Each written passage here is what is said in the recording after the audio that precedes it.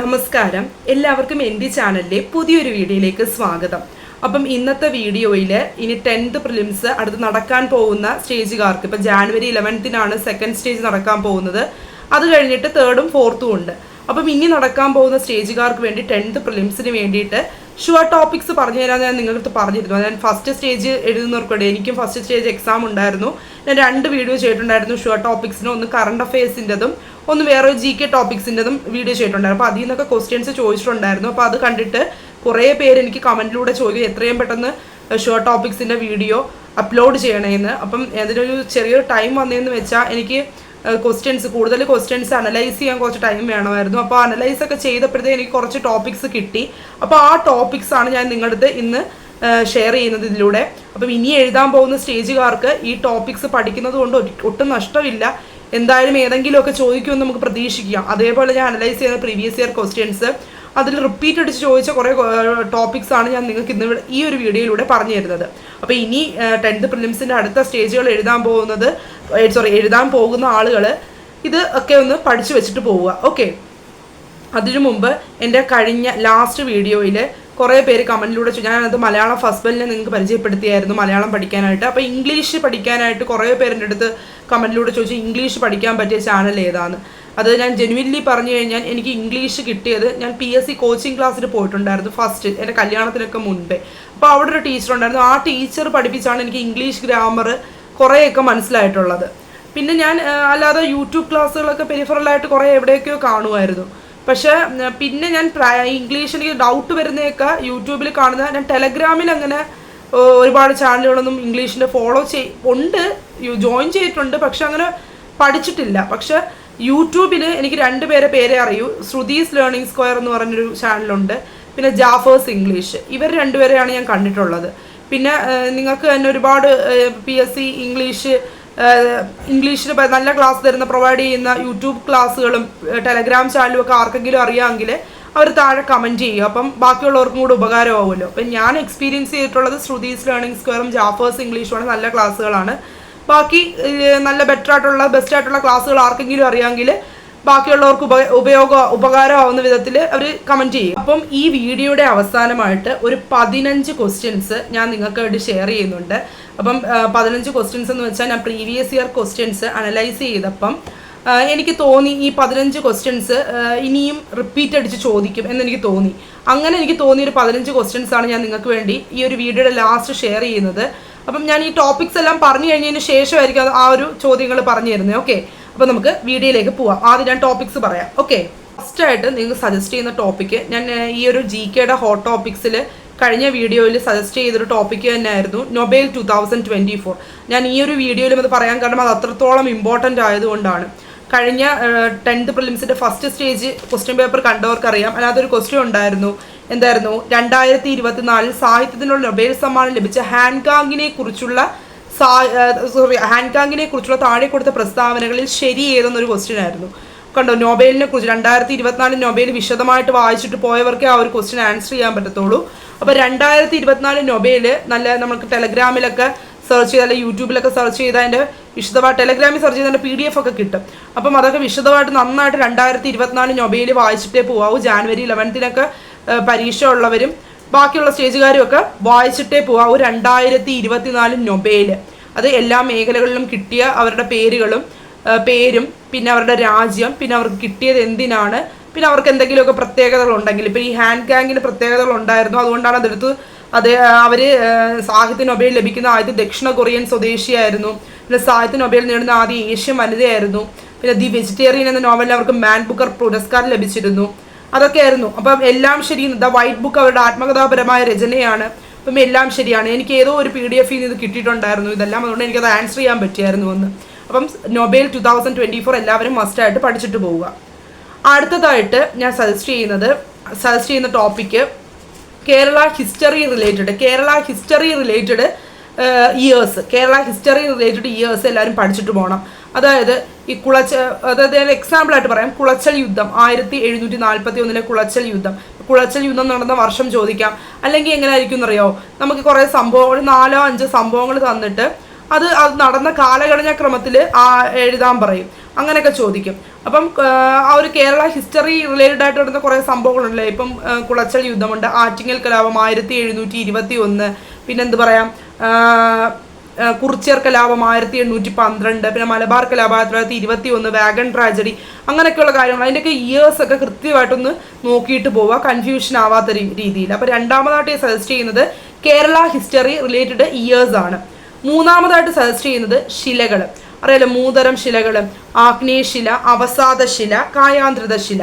അപ്പം ആ ഒരു ശിലകളെ പറ്റിയിട്ട്, ആ ശിലകളുടെ എക്സാമ്പിൾസ്, അവയുടെ പ്രത്യേകതകൾ, പേരുകൾ. ഇപ്പം മാതൃശില, ശിലകളുടെ മാതാവ് എന്നൊക്കെ അറിയപ്പെടുന്ന ആഗ്നേയശില. അതിൽ കേരളത്തിലെ ഏറ്റവും കൂടുതൽ ശില കായാന്ത്രിത ശില. അവയുടെ പ്രത്യേകതകൾ, അവ രൂപം കൊള്ളുന്ന രീതി, പിന്നെ അവയുടെ എക്സാമ്പിൾസ്, ബസാൾട്ട്, അങ്ങനെയൊക്കെയുള്ള കൽക്കരി, സ്ലേറ്റ്, മണൽക്കല്ല്, അങ്ങനെയൊക്കെയുള്ള എക്സാമ്പിൾസ് ഉണ്ടല്ലോ. അപ്പോൾ അത് കൃത്യമായിട്ട് ഏതൊക്കെയാണെന്നൊക്കെ പഠിച്ചിട്ട് പോകാം. ശിലകളെ പറ്റിയിട്ട് ഒരു ക്വസ്റ്റ്യൻ ചോദിക്കാൻ വളരെ ചാൻസ് കൂടുതലാണ്. അപ്പം ഞാൻ മൂന്നാമതായിട്ട് സജസ്റ്റ് ചെയ്യുന്നത് ശിലകൾ. ഇനി നാലാമതായിട്ട് സജസ്റ്റ് ചെയ്യുന്ന ടോപ്പിക്കാണ് കമ്മീഷനുകളും ബന്ധപ്പെട്ട വിവരങ്ങളും. കമ്മീഷനുകളും ബന്ധപ്പെട്ട വിവരങ്ങളും എന്ന് വെച്ചാൽ ഉദ്ദേശിക്കുന്നത് മനുഷ്യാവകാശ കമ്മീഷൻ, ഇലക്ഷൻ കമ്മീഷൻ, വിവരാവകാശ കമ്മീഷൻ. അപ്പോൾ ഇവയൊക്കെ ആയിട്ട് ബന്ധപ്പെട്ട കാര്യങ്ങൾ എന്ന് വെച്ചാൽ കഴിഞ്ഞ 10th പ്രിലിംസിന്റെ ഫസ്റ്റ് സ്റ്റേജിൽ ഒരു ക്വസ്റ്റ്യൻ ഉണ്ടായിരുന്നു, ദേശീയ മനുഷ്യാവകാശ കമ്മീഷനെ കുറിച്ച് ശരിയായവ ഏത്. ഇപ്പം ദേശീയ മനുഷ്യാവകാശ കമ്മീഷൻ രൂപീകൃതമായ ഡേറ്റും അങ്ങനെ പെരിഫറലായിട്ട് പഠിച്ചിട്ട് പോയിട്ട് കാര്യമില്ല. അപ്പോൾ ദേശീയ മനുഷ്യാവകാശ കമ്മീഷനെ കുറിച്ചൊരു വിവരം വേണം. അതിനകത്ത് ആദ്യം ചോദിച്ചാൽ അത് ഏത് ആക്ട് പ്രകാരമാണ് നിലവിൽ വന്നത്, ആദ്യ ചെയർമാൻ്റെ പേര്, പിന്നെ കമ്മീഷൻ നിലവിൽ വന്ന തീയതി, ചെയർമാൻ്റെ കാലാവധി. അതിൽ ഒരു സ്റ്റേറ്റ്മെൻറ്റ് ഒഴിച്ചിട്ട് ബാക്കിയെല്ലാം കറക്റ്റ് ആയിരുന്നു. അങ്ങനെയായിരുന്നു ആ ഒരു ക്വസ്റ്റിൻ്റെ ആൻസർ വന്നത്. അപ്പോൾ ദേശീയ മനുഷ്യാവകാശ കമ്മീഷനെ കുറിച്ച് നന്നായിട്ട് എല്ലാ പോയിന്റ്സും അറിയുന്നവർക്ക് ആ ഒരു സ്റ്റേറ്റ്മെൻറ്റ് അറ്റൻഡ് ചെയ്യാൻ പറ്റത്തുള്ളൂ.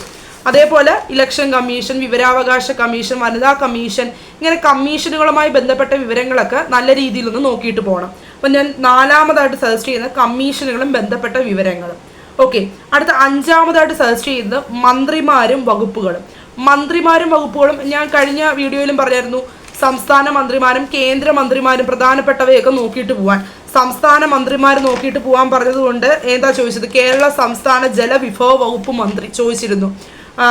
കേരള സംസ്ഥാന കേരള സംസ്ഥാന ജലവിഭവ വകുപ്പ് മന്ത്രി റോഷി അഗസ്റ്റിൻ ആ ഒരു ക്വസ്റ്റ്യൻ ചോദിച്ചിരുന്നു. ഇപ്പോൾ സംസ്ഥാന മന്ത്രിമാരൊക്കെ മിക്ക ക്വസ്റ്റ്യൻ സംസ്ഥാന മന്ത്രിയുടെ പേര് തന്നിട്ട് അല്ലെങ്കിൽ വകുപ്പ് ചോദിച്ചിട്ട് ഇത് ഏത് മന്ത്രിയാണ് ഇരിക്കുന്നത്, അതാണ് മിക്കപ്പോഴും ചോദിക്കുന്നത്. അപ്പം അതൊക്കെ ഷുവറായിട്ട് പഠിച്ചിട്ട് വേണം പോകേണ്ടത്. അപ്പം ഞാൻ അടുത്തതായിട്ട് സജസ്റ്റ് ചെയ്യുന്നത് സംസ്ഥാന മന്ത്രിമാരും വകുപ്പുകളും, പിന്നെ പ്രധാന കേന്ദ്രമന്ത്രിമാരും അവരുടെ വകുപ്പുകളും, അതും ചോദിക്കാറുണ്ട്. അടുത്തതായിട്ട് ഞാൻ സജസ്റ്റ് ചെയ്യുന്ന ടോപ്പിക്ക്, ഞാൻ പ്രീവിയസ് ഇയർ ക്വസ്റ്റ്യൻസ് കുറേയൊക്കെ അനലൈസ് ചെയ്തപ്പം എനിക്കൊരു മേഖലയിൽ നിന്നുള്ള ക്വസ്റ്റ്യൻസ് ആവർത്തിക്കുന്നതായി കണ്ടു. ആറ്റം അറിയാമല്ലോ, ആറ്റത്തിലെ കണങ്ങളെ പറ്റിയിട്ടുള്ള പ്രോട്ടോൺ, ന്യൂട്രോൺ, ഇലക്ട്രോൺ, ഇത് ഓരോന്നും കണ്ടുപിടിച്ച് ആരാന്നൊക്കെ ചോദിക്കും. RTC എന്ന് പറയുന്നൊരു കോഡ് വെച്ച് ഞാൻ ഓർക്കുന്നത്, PEN, proton, electron, neutron. RTC Rutherford, Thomson, Chadwick, അങ്ങനെയാണ് ഞാൻ ഓർത്ത് വെച്ചത്. എല്ലാവർക്കും അറിയുന്ന കോഡായിരിക്കും RTC. ഇപ്പോൾ പ്രോട്ടോൺ കണ്ടുപിടിച്ചതാരും, ന്യൂട്രോൺ കണ്ടുപിടിച്ചത്, പ്രോട്ടോണിൻ്റെ ചാർജ് എന്ത്, ചാർജ് ഇല്ലാത്ത കണം ഏത്, ഇങ്ങനെയൊക്കെ ക്വസ്റ്റ്യൻ ചോദിക്കാറുണ്ട്. പിന്നെ അല്ലാതെ അവരുടെ മോഡൽസ് വെച്ചിട്ടുള്ള ക്വസ്റ്റ്യൻസ് ഉണ്ട്, സൗരയൂഥ മാതൃക, പ്ലം പുഡിംഗ് മോഡൽ. എനിക്കൊന്ന് ഈ ഒരു 10th പ്രിലിംസിൻ്റെ ക്വസ്റ്റ്യൻ പേപ്പറിൽ ഉണ്ടായിരുന്നു എന്ന് തോന്നുന്നു. എനിക്ക് ഉള്ളത് ഈ പ്ലം പുഡിംഗ് മോഡലൊക്കെ ചോദിച്ചിരുന്നു എന്ന് തോന്നുന്നു. അപ്പം അങ്ങനെയുള്ള ക്വസ്റ്റ്യൻസ് ഒക്കെ ചോദിക്കും. ഇപ്പോൾ ആറ്റവുമായി ബന്ധപ്പെട്ട ആറ്റം കണ്ടുപിടിച്ചതാര്, അപ്പോൾ അങ്ങനെയൊക്കെയുള്ള ക്വസ്റ്റ്യൻസ് ഉണ്ട്. അപ്പോൾ SCRTയിലും ആറ്റത്തിനെ പറ്റി വിശദമായിട്ടൊരു ചാപ്റ്റർ തന്നെ ഉണ്ട്. അപ്പോൾ അതിൽ നിന്നൊക്കെ ക്വസ്റ്റ്യൻസ് ചോദിക്കും. അപ്പോൾ ആറ്റവുമായി ബന്ധപ്പെട്ട കാര്യങ്ങളൊക്കെ നന്നായിട്ട് ഒന്ന് നോക്കിയിട്ട് പോകണം. അപ്പോൾ അടുത്തതായിട്ട് ഞാൻ സജസ്റ്റ് ചെയ്യുന്ന ടോപ്പിക്ക് ആറ്റം. അപ്പം അടുത്തതായിട്ട് ഞാൻ സജസ്റ്റ് ചെയ്യുന്ന ടോപ്പിക്കാണ് ആവർത്തന പട്ടികയും ബന്ധപ്പെട്ട വിവരങ്ങളും.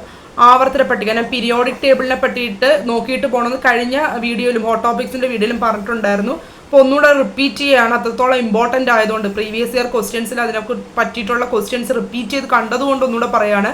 ആവർത്തന പട്ടികയും ബന്ധപ്പെട്ട വിവരങ്ങളും, ലൈക്ക് ആധുനിക ആവർത്തന പട്ടികയുടെ പിതാവ്, പിന്നെ അറ്റോമിക നമ്പറിൻ്റെ അടിസ്ഥാനത്തിൽ ആവർത്തന പട്ടിക ക്രമീകരിച്ചത്, അറ്റോമിക മാസിൻ്റെ അടിസ്ഥാനത്തിൽ ആവർത്തന പട്ടിക ക്രമീകരിച്ചത്, പിന്നെ മൂലകങ്ങളെ തൃകങ്ങൾ എന്ന് വേർതിരിച്ചത് അത് ഡൊബറൈനർ, പിന്നെ മൂലകങ്ങളുടെ വർഗീകരണത്തിൽ അഷ്ടക നിയമം കൊണ്ടുവന്നത് ന്യൂലാൻഡ്സ്. ഇങ്ങനെയുള്ള ക്വസ്റ്റ്യൻസ് ഒക്കെ PSC സ്ഥിരം ആവർത്തിക്കുന്ന ക്വസ്റ്റ്യൻസ് ആണ്.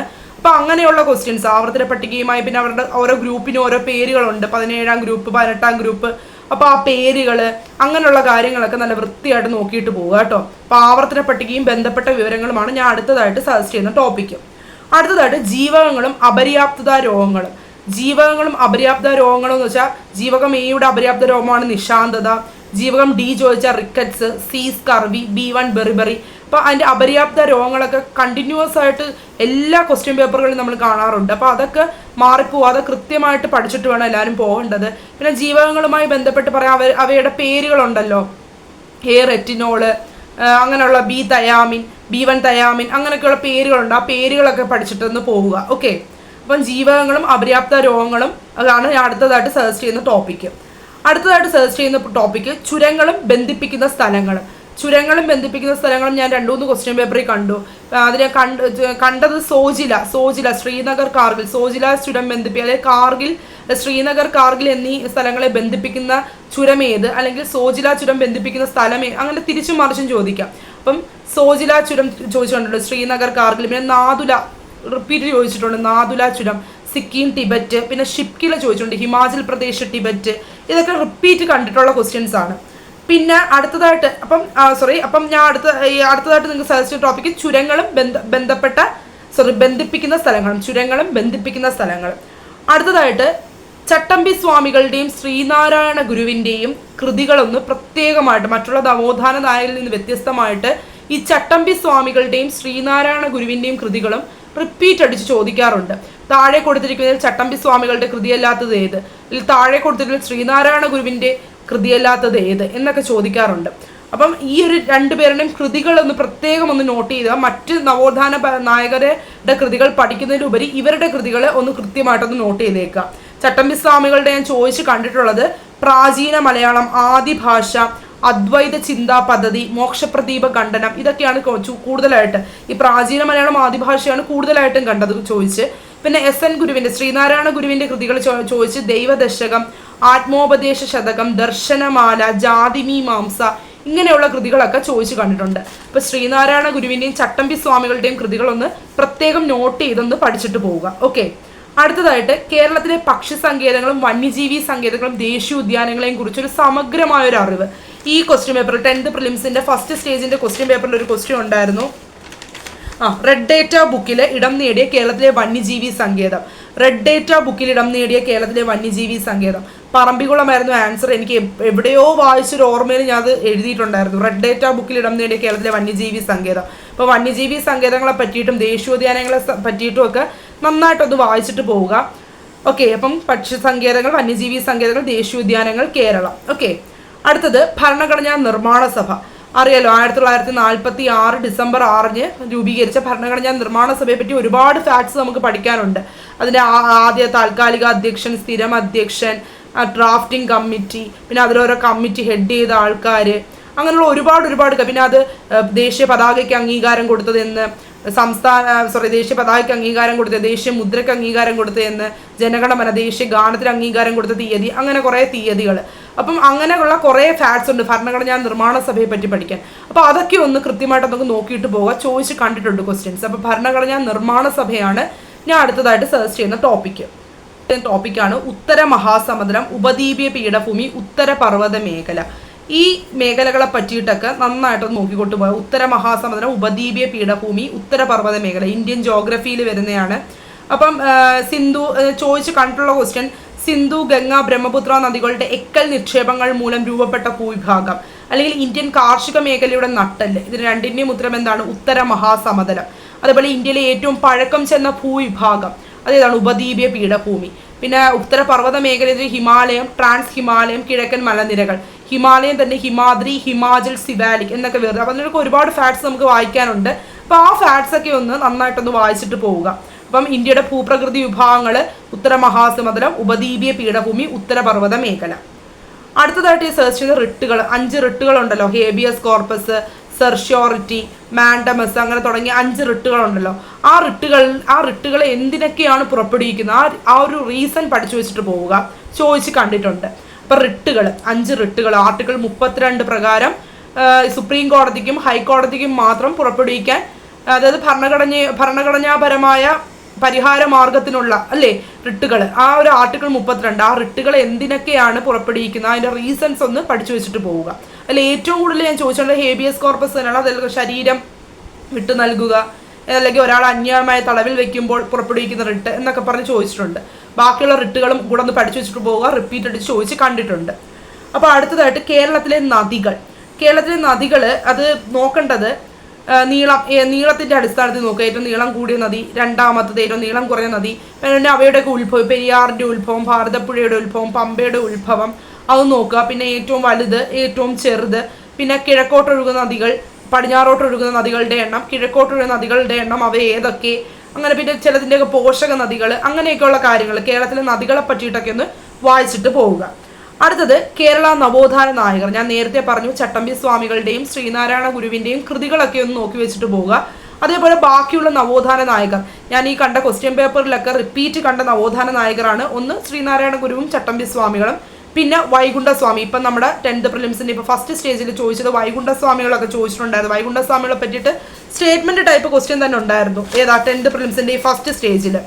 അപ്പം അതിൽ കണ്ടു വൈകുണ്ഠസ്വാമികൾ ജനിച്ച സ്ഥലം, വർഷം, പിന്നെ അദ്ദേഹത്തിൻ്റെ കൃതി, അതൊക്കെയായിരുന്നു ചോദിച്ചിട്ടുള്ളത്. അതൊക്കെ സ്റ്റേറ്റ്മെൻറ്റിൽ തന്നിട്ട് ഇതിലേതൊക്കെയാണ് ശരിയായിട്ടുള്ള സ്റ്റേറ്റ്മെൻറ്റ്, അപ്പം അതൊക്കെ ഒന്ന് വായിക്കുക. പിന്നെ തൈക്കാട് അയ്യ ഗുരുവിനെ പറ്റി ക്വസ്റ്റ്യൻസ് കണ്ടിട്ടുണ്ട്. പിന്നെ ആരെയാണ് അയ്യങ്കാളി, അയ്യങ്കാളിയെ പറ്റിയിട്ടാണ് വില്ലുവണ്ടി സമരം, കല്ലുമാല സമരം, പെരിഞ്ഞാട് ലഹള, ഇതൊക്കെയാണ് ചോദിച്ചിട്ടുള്ളത്. പിന്നെ VT ഭട്ടതിരിപ്പാടിനെ പറ്റിയിട്ട്, പണ്ഡിറ്റ് കറുപ്പനെ പറ്റിയിട്ടൊക്കെ ക്വസ്റ്റ്യൻസ് കണ്ടിട്ടുണ്ട്. പിന്നെ കുമാരഗുരുദേവനെ പറ്റിയിട്ട് ഒക്കെ ക്വസ്റ്റ്യൻസ് കണ്ടിട്ടുണ്ട്. അപ്പം നവോത്ഥാന നായകർ ഇങ്ങനെ ചോദിക്കുന്ന ആൾക്കാരെ, ചോദിക്കുന്ന കുറേ ആൾക്കാരുണ്ടല്ലോ, ഇപ്പോൾ വാഗ്ഫടാനന്ദൻ, അങ്ങനെ ആ ഒരു ആൾക്കാരെ പറ്റിയിട്ടുള്ള കുറേ കാര്യങ്ങളുണ്ടല്ലോ, ഇങ്ങനെ കോമൺ ആയിട്ടുള്ള കുറേ കാര്യങ്ങൾ, അതൊക്കെ ഒന്ന് വായിച്ചു വെച്ചിട്ട് പോകാൻ ശ്രമിക്കുക. ഓക്കെ. അടുത്തിട്ട് സാന്ദ്രണ രീതി. അയിരുകളുടെ സാന്ദ്രണ രീതി എന്ന് വെച്ചാൽ നമ്മുടെ കറക്റ്റായിട്ട് പറഞ്ഞാൽ ഓൾഡ് SCRT ടെക്സ്റ്റ് ബുക്ക്, ഞാനിപ്പം ന്യൂ SCRT ടെക്സ്റ്റ് ബുക്കിൽ ആ ഒരു ചാപ്റ്റർ ഒന്നും നോക്കിയിട്ടില്ല, പക്ഷേ LDCക്ക് വേണ്ടിയിട്ട് ഓൾഡ് SCRT കുറേ പഠിച്ചിട്ടുണ്ട്. അപ്പോൾ ആ ഓൾഡ് SCRT ടെക്സ്റ്റ് ബുക്കിൽ 10th ക്ലാസ്സിൽ കെമിസ്ട്രി ചാപ്റ്റർ 4 ലോഹ നിർമ്മാണം എന്ന് പറഞ്ഞൊരു ചാപ്റ്റർ ഉണ്ട്. അതിൽ ഇതിനെപ്പറ്റി നല്ല വിശദമായിട്ട് തന്നെ ചോദിച്ചിട്ടുണ്ട്. അതിൽ നിന്നാണ് ക്വസ്റ്റ്യൻസ് ചോദിക്കാറുള്ളത്. അപ്പം ജലപ്രവാഹത്തിൽ കഴുകൽ, പ്ലവന പ്രക്രിയ, കാന്തിക വിഭജനം, ബ്ലീച്ചിങ്, ഇതൊക്കെയാണ് സാന്ദ്രണ രീതികൾ. അപ്പം ഞാനൊരു ക്വസ്റ്റ്യൻ കണ്ടു, സിങ്ക് ബ്ലെൻഡിൻ്റെ അതിൻ്റെ ആ ഒരു അയിര് വേർതിരിച്ചെടുക്കുന്ന സാന്ദ്രണ രീതി ഏതാണ്? ഉത്തരം പ്ലവന പ്രക്രിയയാണ്. അപ്പോൾ അങ്ങനെയൊക്കെ ചോദിക്കാറുണ്ട്. ഇപ്പം ജലപ്രവാഹത്തിൽ കഴുകലാണെങ്കിൽ ഉദാഹരണമായിട്ട് പറയാം സ്വർണത്തിൻ്റെ അയിര്, അതാണ് SCRT കൊടുത്തിരിക്കുന്നത്. സ്വർണത്തിൻ്റെ അയിര് എടുക്കുന്ന ജലപ്രവാഹത്തിൽ കഴുകിയുള്ള സാന്ദ്രണ രീതി ഉപയോഗിച്ചാണ്. പിന്നെ ലീച്ചിങ് എപ്പോഴും ചോദിക്കാറുണ്ട്. ബോക്സൈറ്റ് അലൂമിനിയത്തിൻ്റെ അയിരായിട്ടുള്ള ബോക്സൈറ്റ് വേർതിരിച്ചെടുക്കുന്ന ലീച്ചിങ് വഴിയിട്ടാണ്. പിന്നെ കാന്തിക വിഭജനം നമുക്ക് പെട്ടെന്നുണ്ട്. മാഗ്നറ്റൈറ്റ്, ഇരുമ്പിൻ്റെ അയിരുള്ള മാഗ്നറ്റൈറ്റ് വേർതിരിച്ചെടുക്കുന്നത് കാന്തിക വിഭജനം വഴിയിട്ടാണ്. അപ്പം ഈ ഒരു അയിരുകളുടെ സാന്ദ്രണ രീതി, അപ്പോൾ 10th ക്ലാസ്സിലെ കെമിസ്ട്രി ചാപ്റ്റർ 4 ലോഹ നിർമ്മാണം എന്നൊരു ചാപ്റ്റർ ഉണ്ട്. അത് നോക്കിക്കഴിഞ്ഞാൽ ഇത് നന്നായിട്ട് നമുക്ക് പഠിക്കാൻ പറ്റും. അപ്പോൾ അയിരുകളുടെ സാന്ദ്രണ രീതിയൊക്കെ ഒന്ന് നോക്കി വെച്ചിട്ട് എല്ലാവരും പോവുക. അടുത്തതായിട്ട് ഞാൻ സജസ്റ്റ് ചെയ്ത ടോപ്പിക്ക് 1857 റിവോൾട്ട്. 1857 റിവോൾട്ടിൽ റിപ്പീറ്റ് അടിച്ച് ചോദിക്കുന്ന ആ ഒരു കലാപം നടന്ന സ്ഥലങ്ങളും ആ സ്ഥലത്ത് ആ കലാപത്തിന് നേതൃത്വം കൊടുത്ത ആളുകളുടെ പേരുകളുമാണ് എപ്പോഴും ചോദിക്കാറുള്ളത്. അത് കാൺപൂർ, നാനാ സാഹിബ്, ഝാൻസി റാണി ലക്ഷ്മിഭായ്, ലക്നൗ, ആഗ്ര, ഔദ്, അയോധ്യ ആണെങ്കിൽ ബീഗം, ഹസ്രത്ത് മഹൽ. അപ്പോൾ അതൊക്കെയാണ് ഞാൻ ചോദിച്ച് കണ്ടിട്ടുള്ളത്. അപ്പം 1857 റിവോൾട്ടിൽ കുറേ ഫാക്ട്സ് ഉണ്ട്, നിങ്ങൾക്ക് എല്ലാവർക്കും അറിയാം. അപ്പോൾ അതൊക്കെ ഒന്ന് കോമൺ ആയിട്ടൊന്ന് നോക്കി വെച്ചിട്ട് പോവുക. ഓക്കെ. അപ്പോൾ 1857 റിവോൾട്ട്. അടുത്തതായിട്ട് മണ്ണുകൾ അറിയാമല്ലോ. മണ്ണുകളെ പറ്റിയിട്ട് എക്കൽ മണ്ണ്, ലാട്രൈറ്റ്, ചെങ്കൽ മണ്ണ്, കറുത്ത മണ്ണ്. റിപ്പീറ്റ് അടിച്ച് ചോദിക്കുന്നത് പുതിയ എക്കൽ നിക്ഷേപത്തിൻ്റെ പേര് ഖാദർ, പഴയ എക്കൽ നിക്ഷേപത്തിൻ്റെ പേര് ഭങ്കർ. പിന്നെ റിഗർ എന്നറിയപ്പെടുന്നത് കറുത്ത മണ്ണ്. പരുത്തി കൃഷിക്ക് അനുയോജ്യമായ മണ്ണ് കറുത്ത മണ്ണ്. കേരളത്തിൽ ഏറ്റവും കൂടുതൽ കാണപ്പെടുന്ന മണ്ണ് ലാട്രൈറ്റ് മണ്ണ്. പിന്നെ ലോക മണ്ണ് ദിനം December 5. അപ്പം അങ്ങനെയൊക്കെയുള്ള മണ്ണുമായിട്ട് ബന്ധപ്പെട്ട കുറേ ക്വസ്റ്റ്യൻസ് ഉണ്ട്. അതൊക്കെ ഒന്ന് നോക്കി വെച്ചിട്ട് പോകുക. അപ്പം അടുത്തതായിട്ട് സെർച്ച് ചെയ്യുന്ന മണ്ണ് എന്നുള്ള ടോപ്പിക്കാണ് മണ്ണുകൾ. ഓക്കെ. ലാസ്റ്റായിട്ട് ഞാൻ സെർച്ച് ചെയ്യുന്ന ടോപ്പിക്കാണ് സയൻസിലെ ബയോളജിയിൽ നിന്ന് കോശം. ഇപ്പം ഈ ഒരു 10th പ്രിലിംസിൻ്റെ ഫസ്റ്റ് സ്റ്റേജിൽ ഒരു ക്വസ്റ്റ്യൻ ഉണ്ടായിരുന്നു. നോക്കട്ടെ, ഒരു സസ്യകലകളിൽ നിന്നൊരു ക്വസ്റ്റ്യൻ. അത് ഈ കോശത്തിൽ പെടുന്നത് തന്നെയാണ്. കോശഭിത്തിയുടെ എല്ലാ ഭാഗത്തും ഒരേപോലെ കട്ടി കൂടിയ തരം കോശങ്ങൾ ചേർന്ന കല. അതിൻ്റെ സ്ക്ലീറൻ കൈമ എന്നാണ് അതിൻ്റെ ആൻസർ വരുന്നത്. അപ്പം എനിക്കത് ഞാൻ പണ്ടങ്ങനെ എപ്പോഴോ പഠിച്ചൊരു ഓർമ്മയിലാണ് ഞാൻ ആ ക്വസ്റ്റ്യൻ ആൻസർ ചെയ്തത്. ശരിയായി. അപ്പം കോശം എന്ന് പറയുന്ന ടോപ്പിക്ക്, അതായത് കോശ സിദ്ധാന്തം വരും. കോശത്തിലുള്ള വിവിധ ഭാഗങ്ങളുണ്ട്. Mitochondria, ribosome, Golgi complex, lysosome. അപ്പോൾ അതിനൊക്കെ ഓരോ ഫങ്ഷൻസ്, ഓരോ പേരുകൾ അങ്ങനെയൊക്കെ ഉണ്ട്. അപ്പോൾ അതൊക്കെ എന്തൊക്കെയാണെന്ന് പഠിച്ചിട്ട് പോവുക. പിന്നെ ഗ്ലൈക്കോളിസിസ്, ക്രബ്സ് പരിവർത്തി, കോശ ശ്വസനം, അതൊക്കെ ഒന്ന് എന്താണെന്നൊക്കെ ഒന്ന് നോക്കിയിട്ട് പോവുക. പിന്നെ സസ്യകലകളും ജന്തുകലകളും, സസ്യകലകളിൽ പെട്ടൊരു ക്വസ്റ്റ്യൻ ആണ് ഇപ്പം ചോദിച്ചത്, ഈ ക്ലിയർ ആൻഡ് കൈമ. അപ്പോൾ സസ്യകലകൾ, ജന്തുകലകൾ അതൊക്കെ ഒന്ന് വൃത്തിയായിട്ടൊക്കെ ഒന്ന് നോക്കിയിട്ട് പോവുക. കോശം എന്ന് പറയുന്ന ടോപ്പിക്ക് ആകെ കൂടി ഒന്ന് നന്നായിട്ടൊക്കെ ഒന്ന് വായിച്ചിട്ട് എല്ലാവരും പോവുക. അപ്പം ഇത്രയും ടോപ്പിക്സ് ആണ് ഞാൻ നിങ്ങൾക്ക് ഇനി വരുന്ന 10th പ്രിലിംസിനായിട്ട് സജസ്റ്റ് ചെയ്യുന്ന ടോപ്പിക്കുകൾ. അപ്പം ഇതിൽ നിന്ന് ഏതെങ്കിലും ഒക്കെ ഞാൻ അത്രത്തോളം PYQ previous year questions analyse ചെയ്ത് നോക്കിയെടുത്ത ടോപ്പിക്സ് ആണ് ഇതൊക്കെ. അപ്പം ഈ ഒരു മേഖലകളിൽ നിന്നുള്ള ക്വസ്റ്റ്യൻസ് എവിടെയെങ്കിലുമൊക്കെ ചോദിക്കുമായിരിക്കും. കഴിഞ്ഞ ക്വസ്റ്റ്യൻസിൽ നിന്നും ചോദിച്ചല്ലോ, അപ്പം ചോദിക്കുമെന്നുള്ളൊരു വിശ്വാസത്തിൻ്റെ പുറത്താണ് ഞാൻ ഇത്രയും ടോപ്പിക്സ് നിങ്ങൾക്ക് സജസ്റ്റ് ചെയ്യുന്നത്. അപ്പം ഈ ഒരു ടോപ്പിക്സ് ഒക്കെ എല്ലാവരും നല്ല വൃത്തിയായിട്ട് പഠിച്ചിട്ട് പോവുക. January 11th second stage exam, 10th prelims exam ഉള്ള എല്ലാവർക്കും എൻ്റെ വിജയാശംസകൾ. എല്ലാവരും ടെൻഷനൊന്നും ഇല്ലാതെ വളരെ വൃത്തിയായിട്ട് എക്സാം എഴുതുക. ഫസ്റ്റ് ക്വസ്റ്റ്യൻ ഞാൻ നിങ്ങൾക്കായിട്ട് പറഞ്ഞു തരുന്നത് ഭൂമിയുടെ വൃക്കകൾ എന്നറിയപ്പെടുന്നത്. ഭൂമിയുടെ വൃക്കകൾ എന്നറിയപ്പെടുന്നത് തണ്ണീർ തടങ്ങൾ. അടുത്ത ക്വസ്റ്റ്യൻ ഇന്ത്യൻ സമ്പൽ വ്യവസ്ഥയുടെ നട്ടെല്ല് എന്നറിയപ്പെടുന്ന പ്രദേശം. രണ്ടാമത്തെ ക്വസ്റ്റ്യൻ ഇന്ത്യൻ സമ്പൽ വ്യവസ്ഥയുടെ നട്ടെല്ല് എന്നറിയപ്പെടുന്ന പ്രദേശമാണ് ഉത്തര മഹാസമതലം. അടുത്ത ക്വസ്റ്റ്യൻ ഭരണഘടനാ നിർമ്മാണ സഭയുടെ ആദ്യ സമ്മേളനം നടന്ന തീയതി. ഭരണഘടനാ നിർമ്മാണ സഭയുടെ ആദ്യ സമ്മേളനം നടന്ന തീയതി 1946 ഡിസംബർ 9. അടുത്ത നാലാമത്തെ ക്വസ്റ്റ്യൻ കേരളത്തിൽ ബ്രിട്ടീഷുകാരുടെ പ്രത്യക്ഷ ഭരണത്തിലുണ്ടായിരുന്ന മേഖല മലബാർ. കേരളത്തിൽ ബ്രിട്ടീഷുകാരുടെ പ്രത്യക്ഷ ഭരണത്തിലുണ്ടായിരുന്ന മേഖല മലബാർ. അടുത്തത് രാജാറാം മോഹൻ റോയ് ബംഗാളി ഭാഷയിൽ ആരംഭിച്ച പത്രം സമ്പാദ് കൗമുദി. രാജാറാം മോഹൻ റോയ് ബംഗാളി ഭാഷയിൽ ആരംഭിച്ച പത്രം സമ്പാദ് കൗമുദി. അടുത്ത ആറാമത്തെ ക്വസ്റ്റ്യൻ മണികിരൺ ഭൗമ താപോർജ കേന്ദ്രം സ്ഥിതി ചെയ്യുന്ന സംസ്ഥാനം ഹിമാചൽ പ്രദേശ്. മണികിരൺ താപോർജ കേന്ദ്രം സ്ഥിതി ചെയ്യുന്ന സംസ്ഥാനം ഹിമാചൽ പ്രദേശ്. അടുത്ത ക്വസ്റ്റ്യൻ അയിത്ത നിരോധന നിയമം നിലവിൽ വന്ന വർഷം 1955. അടുത്ത എട്ടാമത്തെ ക്വസ്റ്റ്യൻ INCയുടെ നേതൃത്വത്തിൽ ഗാന്ധിജി നടത്തിയ അവസാന ബഹുജന സമരം ക്വിറ്റ് ഇന്ത്യ സമരം. അടുത്തത് ഒൻപതാമത്തെ ചോദ്യം പൂക്കോട്ടൂർ സംഭവം ഏത് സമരവുമായി ബന്ധപ്പെട്ടിരിക്കുന്നു? മലബാർ കലാപം. അടുത്ത പത്താമത്തെ ചോദ്യം മനുഷ്യശരീരത്തിൽ യൂറിയ നിർമ്മിക്കുന്ന അവയവം. ഉത്തരം കരൾ. അടുത്ത ചോദ്യം ആദ്യമായി നിർമ്മിക്കപ്പെട്ട കൃത്രിമ നൂൽത്തരം നൈലോൺ. ആദ്യമായി നിർമ്മിക്കപ്പെട്ട കൃത്രിമ നൂൽത്തരം നൈലോൺ. അടുത്ത 12ാമത്തെ ചോദ്യം മാസ് പകുതിയാവുകയും പ്രവേഗം ഇരട്ടിയാവുകയും ചെയ്താൽ വസ്തുവിന്റെ ഗതികോർജം. ഉത്തരം ഇരട്ടിയാകുന്നു. 12 mv² എന്നുള്ള ആ ഒരു ഇക്വേഷൻ ഇട്ടുകൊടുത്ത് ചെയ്ത് നോക്കിയാൽ നമുക്കത് മനസ്സിലാവും. 12 mv², ഗതികോർജം കാണുന്ന ഇക്വേഷൻ, കൈനറ്റിക് എനർജി. അപ്പം എന്തായിരുന്നു ക്വസ്റ്റ്യൻ? മാസ് പകുതിയാവുകയും പ്രവേഗം ഇരട്ടിയാവുകയും ചെയ്താൽ വസ്തുവിന്റെ ഗതികോർജവും ഇരട്ടിയാകുന്നു. ഇതും റിപ്പീറ്റ് ചോദിച്ചിട്ടുള്ള ഒരു ക്വസ്റ്റ്യൻ ആണ്. അടുത്ത 13ാമത്തെ ക്വസ്റ്റ്യൻ മനുഷ്യന്റെ ശ്രവണ പരിധി 20 ഹെർട്സ് മുതൽ 20,000 ഹെർട്സ് വരെ. മനുഷ്യന്റെ ശ്രവണ പരിധി 20 ഹെർട്സ് മുതൽ 20,000 ഹെർട്സ് വരെ. അടുത്ത ഇന്ത്യയിലെ ഏറ്റവും വലിയ കൽക്കരിപ്പാടം ജാറിയ. ഒരു റിപ്പീറ്റഡ് ക്വസ്റ്റ്യൻ ആണ്. ഇന്ത്യയിലെ ഏറ്റവും വലിയ കൽക്കരിപ്പാടം ജാറിയ. അടുത്ത ലാസ്റ്റ് ക്വസ്റ്റ്യൻ കേരളത്തിന്റെ കടൽ തീര ദൈർഘ്യം 580 കിലോമീറ്റർ. കടൽ തീര ദൈർഘ്യം 580 കിലോമീറ്റർ. ഓക്കെ, അപ്പോൾ ഇത്രയാണ് ഞാൻ ഇന്നത്തെ വീഡിയോയിലൂടെ ഉദ്ദേശിച്ചത്. നിങ്ങൾക്കൊരു 20 ഹോട്ട് ടോപ്പിക്സുകളും അല്ലെങ്കിൽ ഷുവർ ടോപ്പിക്സുകളും അടുത്ത 10th പ്രിലിംസ് എക്സാമിന് വേണ്ടിയിട്ടുള്ള ടോപ്പിക്സുകളും പിന്നെ ഒരു 15 എനിക്ക് ഒരു പ്രീവിയസ് ഇയർ ക്വസ്റ്റ്യൻസ് അനലൈസ് ചെയ്തപ്പോൾ ഈ ഒരു 15 ക്വസ്റ്റ്യൻസ് ഇനിയും റിപ്പീറ്റ് ചെയ്യാൻ സാധ്യത ഉണ്ടെന്ന് തോന്നിയത് കൊണ്ട് നിങ്ങൾക്ക് ഷെയർ ചെയ്യണമെന്നും കൂടെ തോന്നി. അപ്പോൾ ഇത്രയാണ് ഇന്നത്തെ വീഡിയോ. അപ്പം ഇനിയുള്ള സ്റ്റേജുകാരൊക്കെ വളരെ കോൺഫിഡൻസോട് കൂടി പോയി തന്നെ പരീക്ഷ എഴുതുക. അപ്പം ഇത്രയൊക്കെ ഉള്ളൂ. എല്ലാവർക്കും എൻ്റെ വിജയാശംസകൾ. അപ്പോൾ അടുത്തൊരു വീഡിയോയുമായിട്ട് നമുക്ക് ഉടനെ തന്നെ കാണാം. അപ്പോൾ എന്നെ സപ്പോർട്ട് ചെയ്യുന്ന എല്ലാവർക്കും എൻ്റെ ഒരു 1000 നന്ദി. അപ്പോൾ ഓക്കെ, ഇത്രയേ ഉള്ളൂ ഇന്നത്തെ വീഡിയോ. നമുക്ക് അടുത്ത വീഡിയോയുമായി ഉടനെ തന്നെ കാണാം. Bye bye.